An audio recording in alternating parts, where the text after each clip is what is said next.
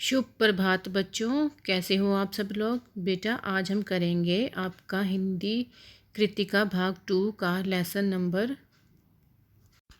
3, जिसका नाम है साना साना हाथ जोड़ी। इस लेसन को मधु कांकरिया नामक लेखिका ने लिखा है। तो लेसन करने से पहले मैं आपको लेखिका के बारे में बता देती हूँ। तो जो लेखिका थी मधु कांकरिया, इनका जन्म कोलकाता में हुआ था 1957 में। इन्होंने कोलकाता विश्वविद्यालय से ही अर्थशास्त्र की एमए और कंप्यूटर एप्लीकेशन में डिप्लोमा किया था। इन्होंने बहुत सी रचनाएं लिखी थी, उपन्यास लिखे थे। इनका जो उपन्यास था वो पत्ताखोर था। और इनके जो कहानी संग्रह है वो है सलाम आखिरी, खुले गगन के लाल सितारे, बीते हुए, अंत में यीशु। इन्होंने बहुत सारे यात्रा वृत्तांत भी लिखे हैं। इनकी रचनाओं में विचार और संवेदना में नवीनता देखने को मिलती है बेटा। इन्होंने समाज में जो समस्याएं थी उन पर अपनी लेखनी चलाई है। कहने का मतलब क्या है, उन्होंने इन समस्याओं का कड़ा विरोध किया है। इनकी जो भाषा शैली है बहुत ही ज़्यादा क्या थी, सहज थी, प्रवाहमयी थी और चित्रात्मक और भावपूर्ण थी। तो अब हम अपना लेसन शुरू करेंगे बेटा। इस लेसन में जो सबसे पहले है, उन्होंने बताया है कि यानी जो लेखिका है मधु कांकरिया, वो बताती है कि जब भी हम किसी की जगह की यात्रा करते हैं तो यात्राओं में हमें मनोरंजन, ज्ञानवर्धन और अज्ञात स्थलों की जानकारी तो मिलती है। उसके साथ साथ वहाँ की भाषा और संस्कृति के बारे में भी हमें जानने को मिलता है। तो यहाँ पे जो मधु कांकरिया है वो अपने द्वारा की गई यात्रा के बारे में ही बता रही है। वो बता रही है कि जब वो महानगरों की गम भाग और यत्रमत जीवन से ऊब जाती है तो वो दूर दूर की यात्राओं पर निकल जाती है। तो उन्हीं यात्राओं का जो उनको अनुभव होता है उसी को वो इस लेख में बता रही हैं। इस लेख में वो अपनी सिक्किम राज्य की राजधानी जो गंगटोक है और उसके आगे जो हिमालय है उस यात्रा के बारे में बता रही हैं। तो बेटा अब हम अपना लेसन शुरू करते हैं। मैंने हैरान होकर देखा, आसमान जैसे उल्टा पड़ा था और सारे तारे बिखरकर नीचे टिमटिमा रहे थे। दूर ढलान लेती तराई पर सितारों के गुच्छे रोशनियों की एक झालर सी बना रहे थे। क्या था वह रात में जगमगाता गैंगटॉक शहर था। इतिहास और वर्तमान के संधि स्थल पर खड़ा मेहनतकश बादशाहों का वह एक ऐसा शहर था जिसका सब कुछ सुंदर था, सुबह, शाम और रात। अब देखो बेटा, इसमें लेखिका बता रही है जब वो गैंगटॉक शहर जाती है तो उसको ऐसा महसूस होता है कि जो आसमान है वो उल्टा हो गया है और जो सारे जो तारे हैं वो ज़मीन पर क्या कर रहे हैं, टिमटिमा रहे हैं। और उसको ऐसा लगता है जैसे जो सितारों के गुच्छे हैं वो उन्होंने क्या कर दिया, रोशनियों की एक झालर सी बना ली है। तो वो कहते हैं कि पूरा मतलब जो रात में भी जगमगाता है वो कौन सा शहर है, वो है गैंगटॉक शहर। तो कहते हैं कि ये जो गैंगटॉक शहर है इतिहास और वर्तमान के संधि स्थल पर खड़ा हुआ मेहनतकश बादशाहों का शहर है। कहने का मतलब क्या है कि इस शहर में जो लोग हैं वो काफ़ी मेहनती हैं। तो जो लेखिका है वो कहती है कि इस शहर का सब कुछ सुंदर है, चाहे वो सुबह हो, चाहे वो शाम हो, चाहे वो रात हो। कहने का क्या मतलब है कि जो गैंगटॉक शहर है बहुत ही ज़्यादा क्या है, खूबसूरत है। और वह रहस्यमयी सितारों भरी रात मुझ में सम्मोहन जगा रही थी, कुछ इस कदर कि उन जादू भरे क्षणों में मेरा सब कुछ स्थगित था, अर्थहीन था। मेरी चेतना, मेरा आसपास, मेरे भीतर बाहर सिर्फ शून्य था और थी अतीन्द्रिय में डूबी रोशनी की वह जादुई झालर।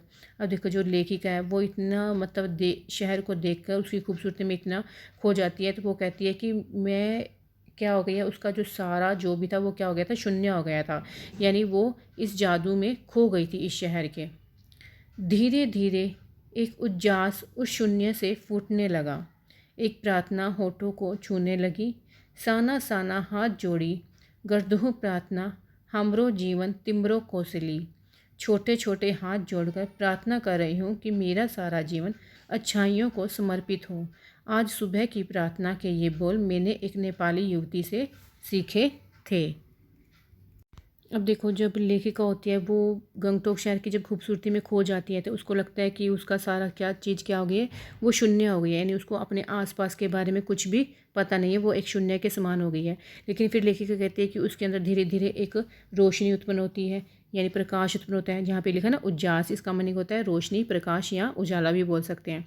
तो कहते हैं जब वो उजाला उत्पन्न होता है तो उसके होठों से अपने आप एक प्रार्थना निकल आती है, जो वो सुबह सुबह एक नेपाली युवती से सीखती है। यहाँ पर देखो प्रार्थना लिखी हुई है, साना साना हाथ जोड़ी गद्वे प्रार्थना हमरो जीवन तिमरो कोसेली। यहाँ पे इसका मीनिंग भी लिखा हुआ है कि मैं छोटे छोटे हाथ जोड़कर प्रार्थना कर रही हूँ कि जो मेरा जीवन है वो मेरे जो जीवन में जो अच्छाइयाँ हैं उनको वो समर्पित हो जाए। ठीक है बेटा। आगे देखो, सुबह हमें युमथांग के लिए निकल पड़ना था, पर आँख खुलते ही मैं बालकनी की तरफ भागी। यहाँ के लोगों ने बताया था कि यदि मौसम साफ़ हो तो बालकनी से भी कंचनजंगा दिखाई देती है, हिमालय की तीसरी सबसे बड़ी चोटी कंचनजंगा। पर मौसम अच्छा न होने के बावजूद आसमान हल्के हल्के बादलों से ढका था। पिछले वर्ष की भी तरह इस बार भी बादलों के कपाट ठाकुर जी के कपाट की तरह बंद ही रहे। कंचनजंगा न दिखती थी न दिखी, पर सामने ही रकम रकम के रंग बिरंगे इतने सारे फूल दिखाई पड़े कि लगा फूलों के बाग में आ गई हूँ। अब देखो, जो लेखिका है उसको सुबह सुबह युमथांग के लिए निकलना था, पर जैसे ही वो सुबह उठी तो वो खिड़की की तरफ भागी, यानी बालकनी की तरफ भागी, क्योंकि उसने लोगों के मुंह से सुना था कि जब मौसम साफ़ होता है तो बालकनी से जो कंचनजंगा पर्वत है वो दिखाई देता है। कंचनजंगा हिमालय की तीसरी सबसे बड़ी चोटी को बोला जाता है। पर लेखिका बोली कि उस दिन क्या था, हल्के हल्के बादल आसमान में छाए हुए थे और पिछले वर्ष की तरह जो बादलों के दरवाजे थे, यहाँ पे लिखा ना कपाट, कपाट मीन्स होता है दरवाज़ा। कहते हैं कि पिछले वर्ष की तरह जैसे ठाकुर के दरबार के जो दरवाजे होते हैं बंद होते हैं, उसी तरह बादलों ने भी क्या किया हुआ था कि दरवाजे सारे बंद किए हुए थे, क्योंकि बादलों की वजह से उसको कंचनजंगा कहीं भी दिखाई नहीं दे रहा था। पर लेखिका बोलती है कि उसको सामने तरह तरह के बहुत सारे क्या दिखाई दे रहे थे, फूल दिख रहे थे। और फूल कहाँ थे, बागों में थे, यानी उसको बागों में रंग बिरंगे फूल दिखाई दे रहे थे। बहरहाल गैंगटॉक से 149 किलोमीटर की दूरी पर युमथांग था। युमथांग यानी घाटियाँ। सारे रास्ते हिमालय की गहनतम घाटियाँ और फूलों से लदी वादियाँ मिलेंगी आपको, ड्राइवर कम गाइड जितेन नार्गे मुझे बता रहा था। क्या वहाँ बर्फ़ मिलेगी, मैं बचकाते उत्साह से पूछने लगती हूँ। अब देखो, वो जिस गाड़ी में जा रहे थे, वो जो उस गाड़ी का ड्राइवर था वो ड्राइवर कम गाइड जाता था, तो वो उसको सारा कुछ बता रहा था रास्ते में क्या क्या है। तो वो बताता है कि 149 गैंगटोक से 149 किलोमीटर की दूर पर युमथांग था। कहते हैं कि ये जो युमथांग है वो घाटियों का शहर है। यहाँ पर आपको बहुत सारी घाटियाँ मिलेंगी और फूलों से लदी हुई वादियाँ भी मिलेंगी।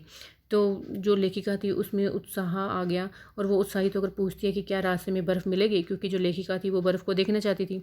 तो एक तरह से बच्चे की तरह पूछती है कि क्या रास्ते में बर्फ़ मिलेगी। चलिए, तो जगह जगह गदराएँ, पाइन और धूपी